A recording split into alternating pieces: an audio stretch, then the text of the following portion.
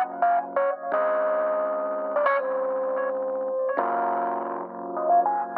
everyone, welcome to Wax Pack Wisdom, where we talk baseball history through card breaks and the cards we love. My name is Jake T. O'Donnell. Today we're opening this pack of 1989 Upper Deck. It's 1989 week on Wax Pack Wisdom for no reason in particular. Just a great year. Why wouldn't we? We got 4 breaks this week, including our first basketball break. Make sure you subscribe to our channel so you don't miss a thing. But we're going to start with this pack of 1989 Upper Deck. As you may recall, the very first video we ever posted on this channel was a pack of 1989 Upper Deck. So we're back here again, maybe every 40 videos. This is our 40th episode. Maybe every 40 episodes, we'll open a pack of this, trying to find the Ken Griffey Jr. rookie card that we all know and love, number 1 in the set. So let's open up this foil pack and see if we can get Mr. Griffey this time. All right. First one is Luis de los Santos. I don't know anything about him, but I do know something about this guy, and that is Jon Smoltz. This, I think, possibly, it says Jon Smoltz rookie. I think that this is his rookie card. So this is a really nice pull from this pack. Just the first card, the second card is a Smoltz rookie. Listed as a Smoltz rookie. I don't know if he had any cards before 1989. We're going to look it up and find out. But Jon Smoltz, the phenomenal career, most of it with the Braves, had sort of a second life as a closer briefly after he had Tommy John surgery in I believe the 90s. Was a closer and then went back to being a starter. Finished his career with the Red Sox and the Cardinals, and then retired and eventually made his way to the Hall of Fame. An incredible pitcher, incredible Hall of Fame level pitcher on all those great Braves teams, 1995 World Series champions. I believe Smoltz won the Cy Young Award somewhere in that stretch. He was in the rotation with Glavine and Maddox as well. They formed one of the most formidable rotations of all time, an iconic team, an iconic group of players, and Jon Smoltz was right in the middle of it. So we've nabbed his rookie card in this pack, and it is a really sharp card. Maybe a little bit of a ding on the top right corner there, but pretty good centering left to right, maybe a little bit off, but really great Jon Smoltz rookie card. That's an outstanding pull from this pack. Here's another rookie card, and that's Lance Blankenship. I'm going to skip right over him because the next card right in here is Greg Maddox, and then wow, there's a Ripken there too. I'm going to leave this here so we have a little bit more, move it out of the way so there's a little bit more suspense.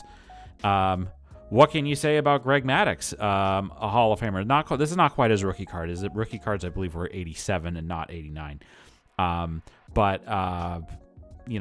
Every bit the pitcher of Jon Smoltz, in fact, even better, most likely, than Jon Smoltz, was none other than Greg Maddox. A long career, many years was with the Cubs, the Braves, eventually later was with the Dodgers and the Padres, but best known for his years with the Braves, a cerebral pitcher, brilliant mind. Was never the particularly most hard thrower. I remember I actually saw him in Montreal in 2001 and was right up next to him while he was warming up. They didn't have bullpens there. They just had they would just warm up on the baseline. And it was when I was 15 years old. It looked like he threw really hard, but standing right next to him. But he really didn't. He was much more about getting by on his stuff, on his command, and was just but could strike people out with the best of them. And one of the best pitchers of the 90s to go along with his teammate Jon Smoltz. Here is Ripken. This is a note for everybody that the day that you're listening to this video, or that you're watching this video this Monday, I am expecting to get the Ripken rookie that I pulled out of the box of 1982 Topps back from PSA on Monday, the day that this video is going live. I think I'm going to do an unboxing of the PSA return, which includes a bunch of cards from that box on an Instagram live. So make sure you follow Wax Pack Wisdom on Instagram. I already know the grades, so it's not going to be a huge reveal. I think for future videos, I'm probably going to try to avoid seeing the grades and do them live. But anyway, I talked a lot about Cal Ripken Jr. in my 1982 Topps traded box video, and I've pulled other cards of his out of packs as well. So you can hear my thoughts on him there, but I'll just suffice to say again, this is a collector's choice card. Cal Ripken Jr., probably my favorite non-Red Sox player ever. Thrilled to have his rookie card And thrilled to have this card as well, which is another great find from this pack. There's 3 Hall of Famers already in this great pack. So Greg Olson was a very good. He was a right-handed pitcher for the Orioles as they kind of were figuring things out in the early 90s. Not necessarily the greatest run for them. They had a really bad year. I think it was 1988 or 1989. And then Ripken kind of helped them come back to the promised land, but during the mid-90s. But Greg Olson was a pitcher in that run. We're talking about great teams in the 1990s, or late 80s, early 90s. Probably the best team was the Kansas City. Yeah, was the Oakland A's. They were in Kansas City. I have 1959 on the brain in case you can't tell based off of the set build that we're doing. Hopefully I have an update on that for you pretty soon. But the A's were in Kansas City, and then they moved to Oakland, in the late 60s, early 70s. So, but Ron Hasse was a catcher, probably back up to Terry Steinbach on those great teams.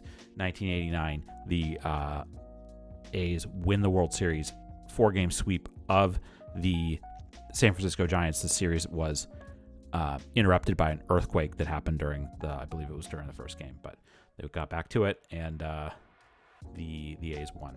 They swept them. Okay, Bruce Benedict, I think, was a backup catcher on those Braves teams as they went into the early 90s. We got some stickers, some hologram stickers here. First one is the Mariners, really cool. Ooh.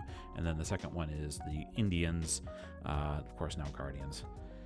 And okay, so let's keep rolling here. Tim Flannery, longtime member of the Padres, also the Giants, longtime coach, played many years in Major League Baseball, and then also coached many years. Was, I believe, on the staffs of Bruce Bochy in San Diego, and then later with the Giants, and was a base coach on their I believe all 3 of their World Championship teams. Tim Flannery, really cool guy too. I've talked about him. We got another Hall of Famer here, if you can believe it. It's a checklist. That's the same with the Orioles. This is a team checklist, but we got. Actually, I'm sorry. I apologize. I thought looking at this card that was Barry Larkin, but that is in fact Eric Davis. So not a Hall of Famer, but a really fine player, and I talked about him extensively on the video for the for I believe it was 1986 Topps that I did recently, or was either 86 or 87, I can't remember, but just talked about how he was such an incredible force, such a great player, and his sort of, the greatness of his career was a little bit cut short by injuries, but Eric Davis, great player all the same. Not a Hall of Famer, but certainly an iconic player, Fernando Valenzuela, one of the great players from Mexico, Fernando Mania, 1980, 1981, in those years there. And we're going to, in the video that I do revealing the PSA grades, I do have a Fernando Valenzuela rookie card that was part of that I picked up at a card show. Just decided to get it slabbed. I love to collect rookie cards, so there's Fernando Valenzuela. His career did not necessarily match up to the greatness of what he was at the beginning, but he certainly was very fun those first early years, and introducing sort of a new element of baseball as a sort of the hero of baseball in Mexico. So, and then you kind of see that's a great look there of his pitching motion and the way that he pitched for the Dodgers. So, and he bounced around a little bit late in his career. So next, we have kind of a funny thing that happens sometimes in packs. These 2 cards back to back. We have the Market Cornered on 1989 Upper Deck Shane Raleigh. You never know when that's going to happen. It's always kind of a funny thing. But if anybody wants Shane Raleigh cards from 1989 Upper Deck, please let us know. Next up is Dennis Lamp, who I have talked about him before because of that mustache. Look at that stash on Dennis Lamp. Relief pitcher for the Red Sox in the 80s into the early 90s. Pitched for a few other teams. I think he was also with the Expos possibly too. It was with the Blue Jays for sure.